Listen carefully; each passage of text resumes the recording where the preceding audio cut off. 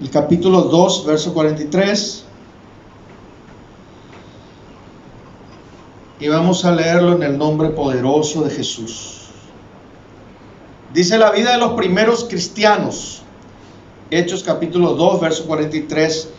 Al ver las muchas maravillas y señales que los apóstoles hacían, todos se llenaban de temor, y todos los que habían creído se mantenían unidos y lo compartían todo. Vendían sus propiedades y posesiones y todo lo compartían entre todos según las necesidades de cada uno. Todos los días se reunían en el templo y partían el pan en las casas y comían juntos con alegría y sencillez de corazón, mientras alababan a Dios y brindaban ayuda a todo el pueblo. Y cada día el Señor añadía a la iglesia a los que habían de ser salvos. Padre Santo, una vez más en esta hermosa mañana de gloria, te damos gracias por tu palabra, por tu presencia. Gracias por tu poder manifestado. Oramos y agradecemos para que, Señor, pueda ser una mañana de restauración, de gloria, de poder. Gracias por los oyentes, los televidentes. Gracias por la congregación. Gracias por tu presencia en el nombre de Jesucristo. Amén y amén. Bueno, ¿cómo era la vida de los primeros cristianos? Según Hechos 2, 43 en adelante, hay versículos bien claves, porque realmente embarcarnos en estudiar el libro de los Hechos es una aventura maravillosa, el cual estamos recién, esta sería la lección 3, y estamos embarcados en esta maravillosa aventura, el cual les leo el verso 43. Hay algo interesante. Dice: al ver las muchas maravillas y señales que los apóstoles hacían, todos se llenaban de temor. Definamos maravillas y señales.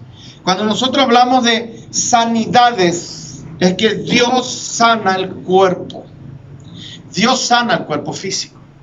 Cuando hablamos de maravillas y señales, estamos hablando de que, por ejemplo, más adelante vamos a ver en el capítulo 4 de que Dios hizo temblar un lugar, un recinto. Y no fue un terremoto casual, sino que eso fue una señal de la aprobación de Dios. Señales y maravillas. Pues hay sanidades que vienen como señales. ¿Señales para quién? Para los incrédulos.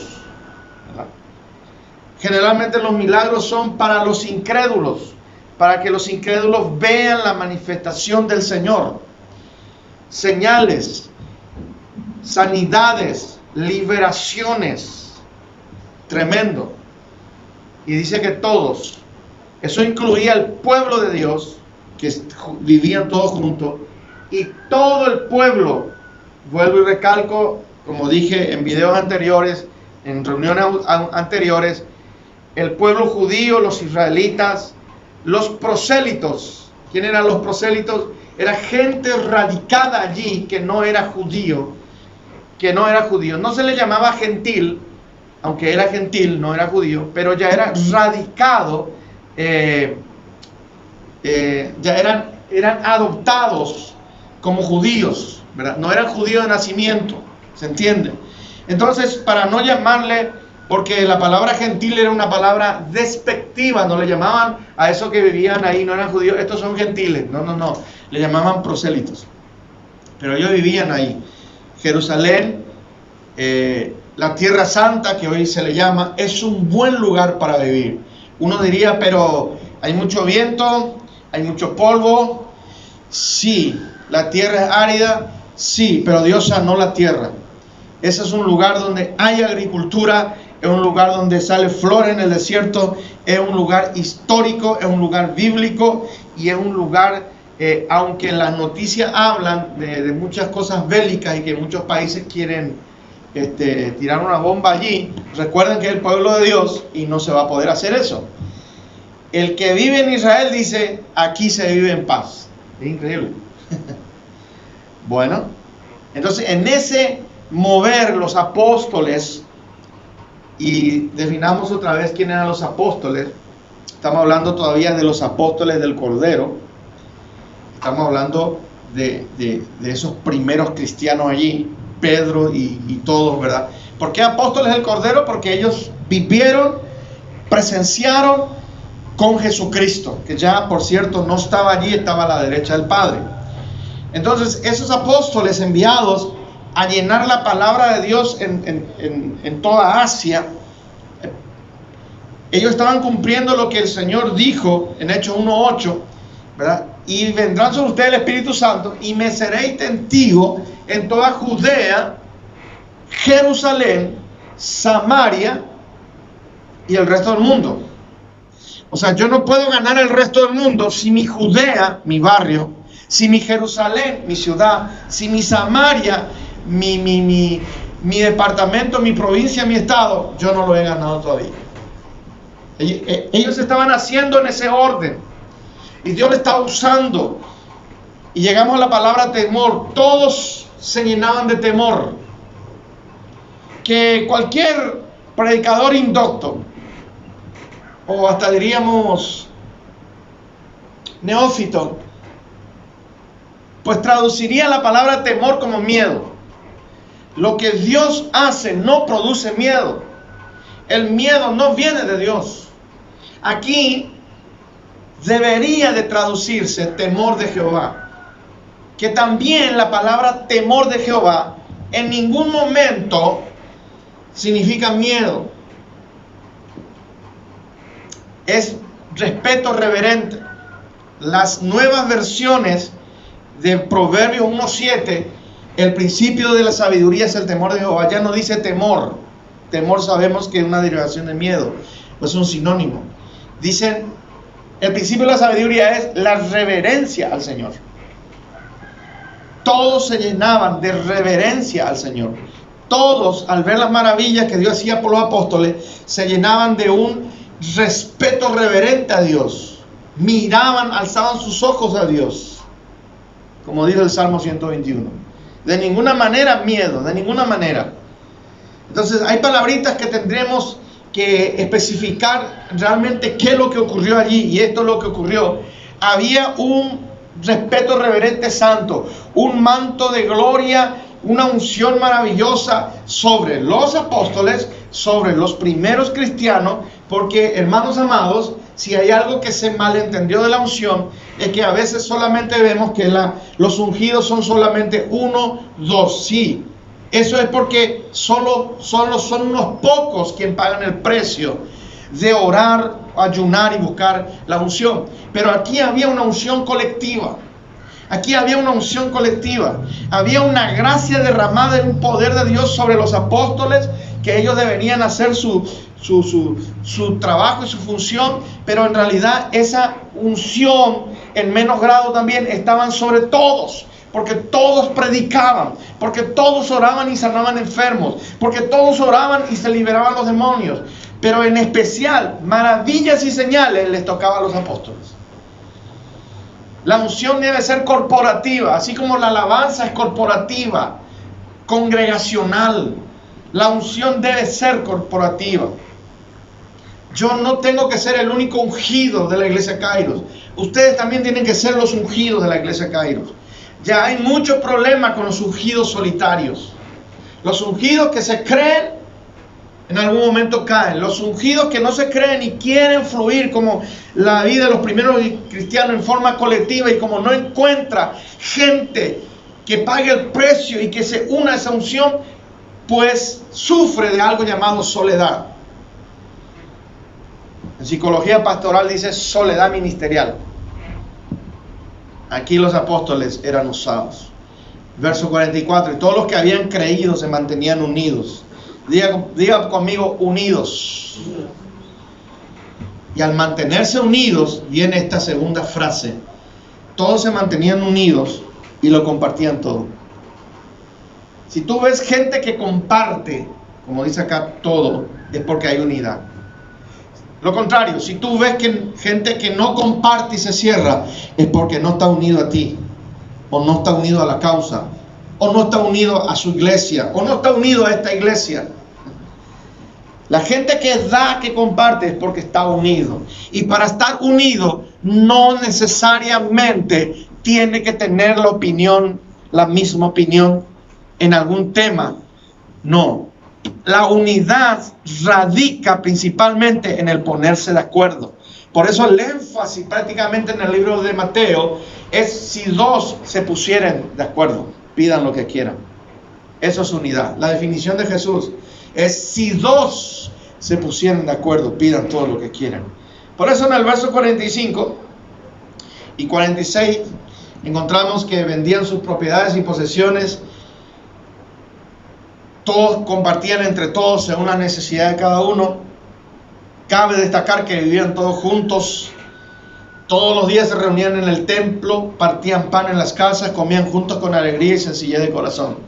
La unidad trae un desprendimiento de corazón, una dadivosidad genuina. La unidad trae una sencillez de corazón llamado humildad. La unidad, ponerse de acuerdo. Y el último versículo, al menos de esta parte, porque entramos en otra sección, ya es el capítulo 3, dice: mientras alababan a Dios y brindaban ayuda a todo el pueblo, cada día el Señor añadía en la iglesia a los que habían de ser salvos. Esta versión, en el verso 47, présteme atención, mientras alababan a Dios, dice, alababan a Dios en forma colectiva, alababan a Dios, todo el pueblo de Dios alababa a Dios y todo el mundo lo veía en el templo. Más adelante dice: en las casas también se alababa y se predicaba en las casas, se alababa y se predicaba en los templos. Entonces, y brindaban ayuda a todo el pueblo. La Reina Valera dice un poco diferente: brindaban ayuda a todo el pueblo. O sea, la gente que estaba unido, los creyentes que estaban unidos, brindaban ayuda. ¿Cómo podemos brindar la ayuda a la sociedad? El que es carpintero, le brindaban ayuda con sus profesiones, le brindaban ayuda con su servicio a la sociedad, a la comunidad. Y el pueblo veía el espíritu de servicio en esos creyentes. ¿Cómo podemos ser diferentes de las demás personas que no profesan la fe del Señor Jesús? ¿Cómo se ve esa diferencia? Nosotros no acostumbramos a poner un cartelito aquí: soy creyente, como algunas religiones tienen, ¿verdad?, el nombre y el título acá, camisa blanca, corbata negra. No hace falta. Se tiene que ver tu diferencia por tu testimonio, por tu servicio, por tu forma de actuar. Aleluya. Y para que haya una forma de actuar diferente, tiene que haber un cambio interno para que lo externo se vea. Mientras alababan a Dios, el que alaba a Dios recibe un cambio, y ese cambio va a redundar en un beneficio a todos. Tenemos un espíritu de servicio, y cada día el Señor añadía a la iglesia a los que habían de ser salvos. Muchos nombran este versículo y nombran sobre la unidad, pero ¿por qué no nombran que había alabanza? ¿Por qué no nombran que había dadivosidad? ¿Por qué no dicen que este pueblo dadivoso, este pueblo unido, ayudaba al barrio, ayudaba a la sociedad? Y ahí es donde, en esa unidad y espíritu de servicio, Dios traía, añadía a la iglesia, la congregación, los que habían de ser salvos. Gloria a Dios. Entonces la iglesia normalmente tiene que crecer. La iglesia normal crece cuando tiene estas características. Las características de una iglesia normal es que tiene que haber unidad. Cuando en una iglesia no hay unidad, no crece. No crece. O puede ser como como algo que se infla, pero no crece. El obeso es algo inflado. Cuando al obeso le sacas la gordura y le pones en el correcto peso corporal, eso, hermano, ese globo se desinfla y queda chiquitito. Primero parecía voluminoso, después queda chiquitito. Y así hay iglesias que parecen que tienen mucha pompa, pero en realidad está obeso. El Señor añadía a los que habían de ser salvos. Vemos aquí, amados hermanos, que el ejemplo que Dios nos dejó en la iglesia del libro de los Hechos.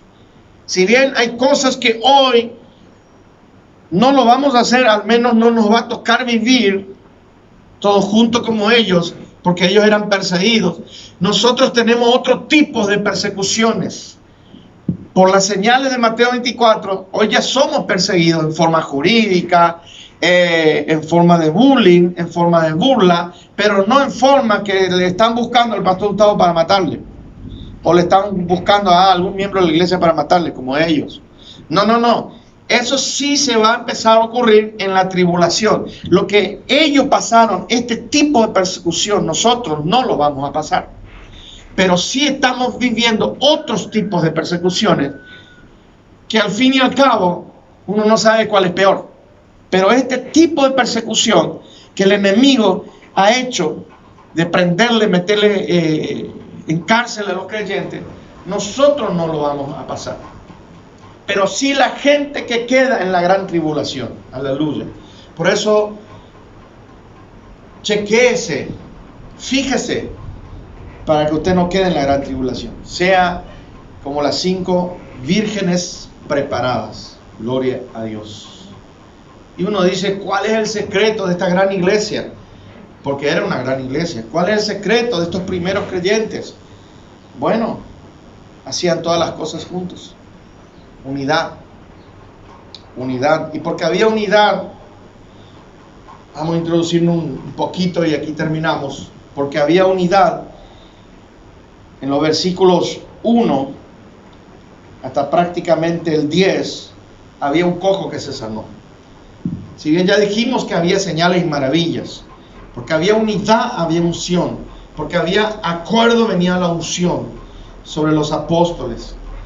¿Y qué había más? Había oración. O sea, no solamente comían juntos, Santa Cena juntos, oraban juntos, ayunaban juntos. Hoy contextualizando podríamos decir, tomaban tereré juntos. Oye, ni tereré podemos tomar juntos. Tomaban su mate juntos, tomaban su café juntos, comían asado juntos, ayunaban juntos, evangelizaban juntos, estaban en el culto juntos. ¿Cuánto me entienden? Y entonces, como fueron a orar juntos, un cojo se sanó. Y a partir de allí, del verso 11 en adelante, se desprende toda una gama y una conversación muy, pero muy interesante, por causa de que hubo un gran milagro. Un cojo de nacimiento dejó de ser cojo de nacimiento. Se sanó. ¿Qué le hicieron? Pedro, ¿qué le hiciste?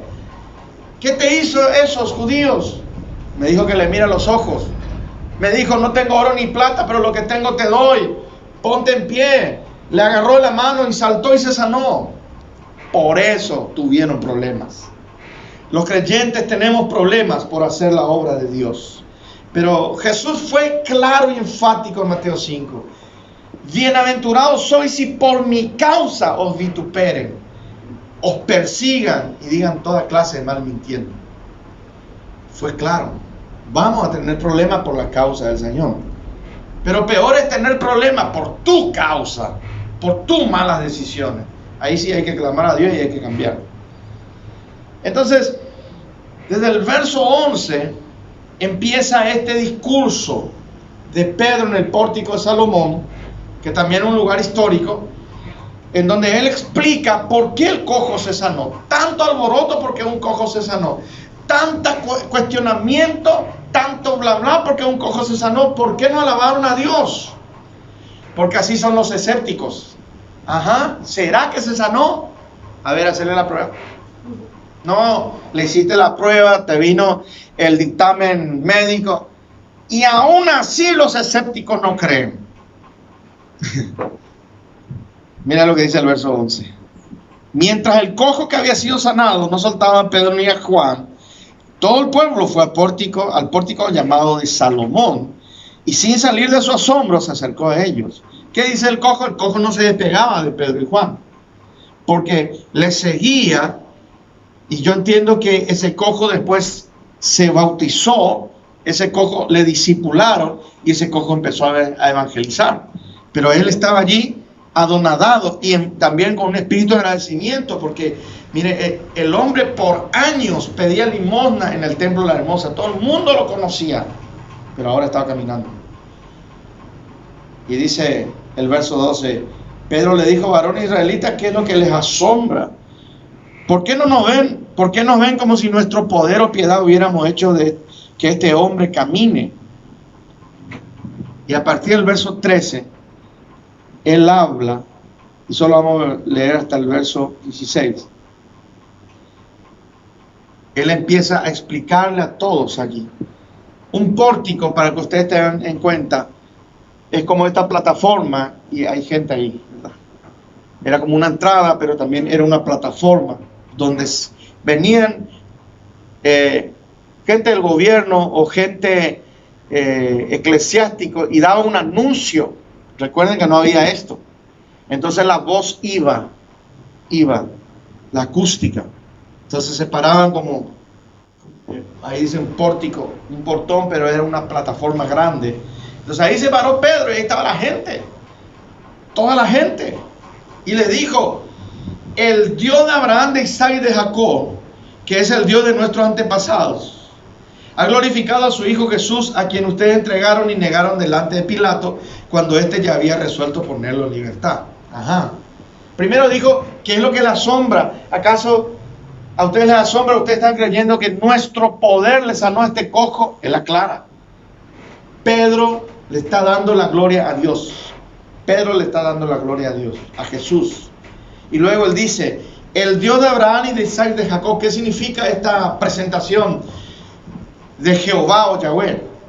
¿Verdad? Está hablando de un Dios de generaciones. El mismo Dios de Abraham, después viene su hijo Isaac, después viene su hijo Jacob. El mismo Dios de generaciones.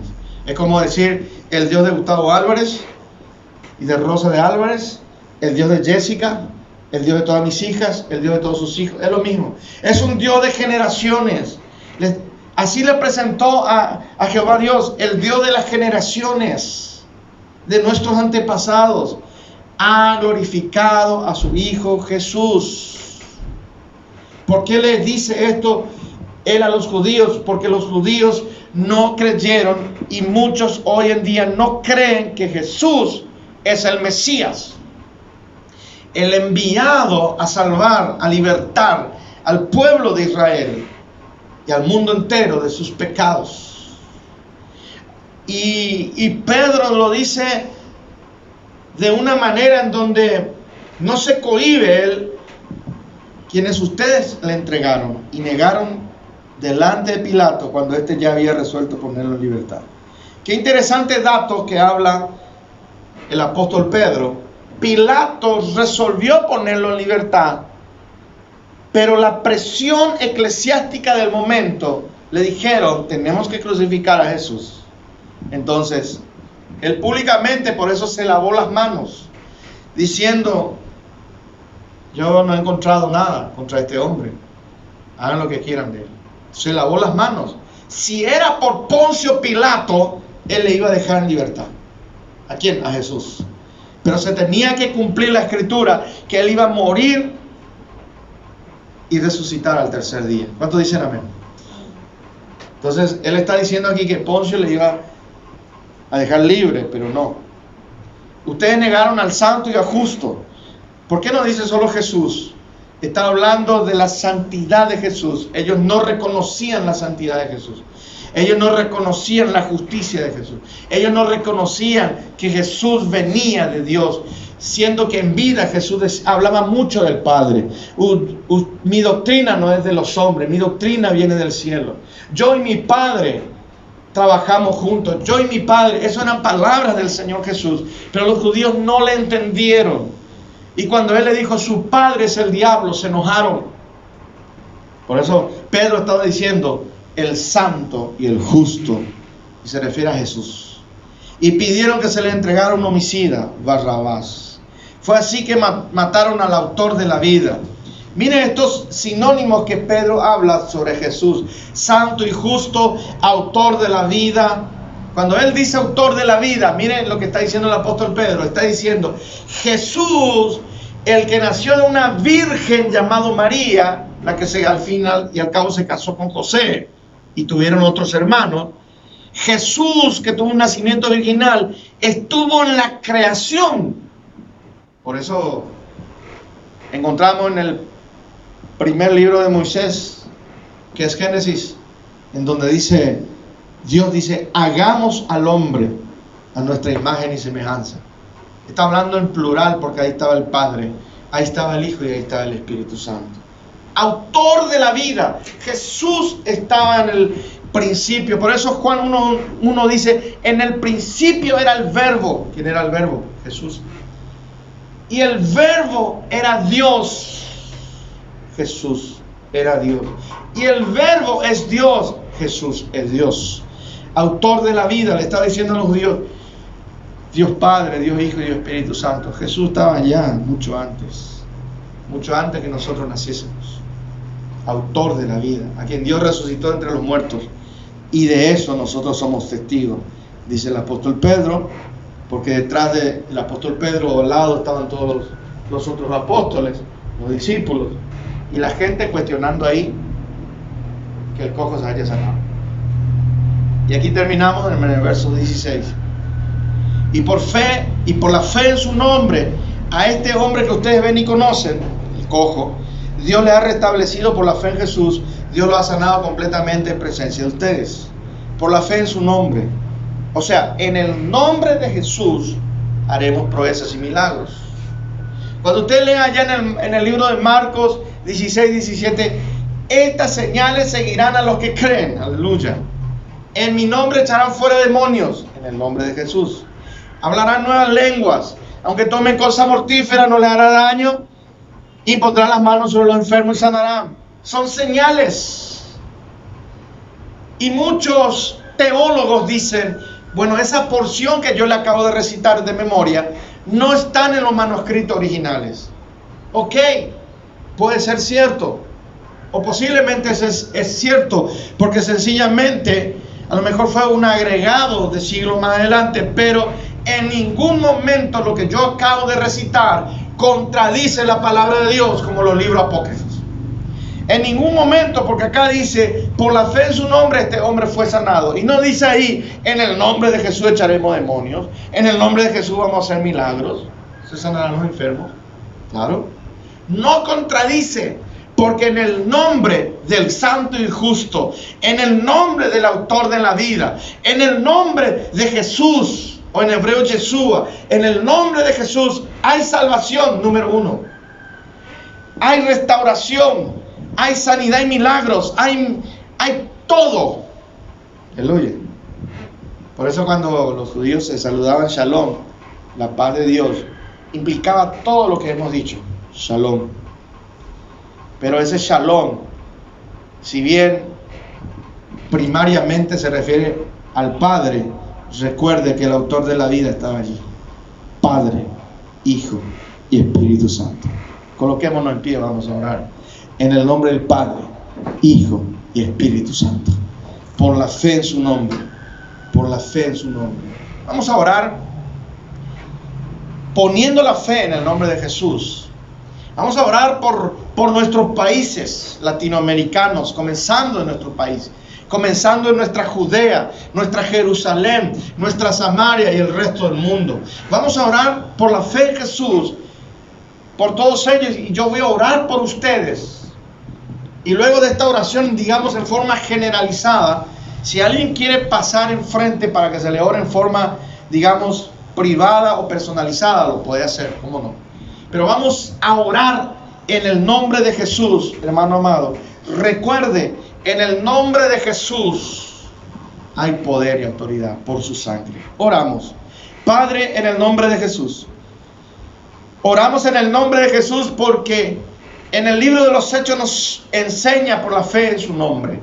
En el nombre del autor de la vida, en el nombre del santo y justo, en el nombre de Jesús el Mesías, Jesús el Cristo, aleluya. En ese nombre venimos a orar primeramente por nuestras vidas, Señor, para que haya un total y completo arrepentimiento y para que en este momento, Señor, nos volquemos a ti como niños en tus brazos, oh Padre.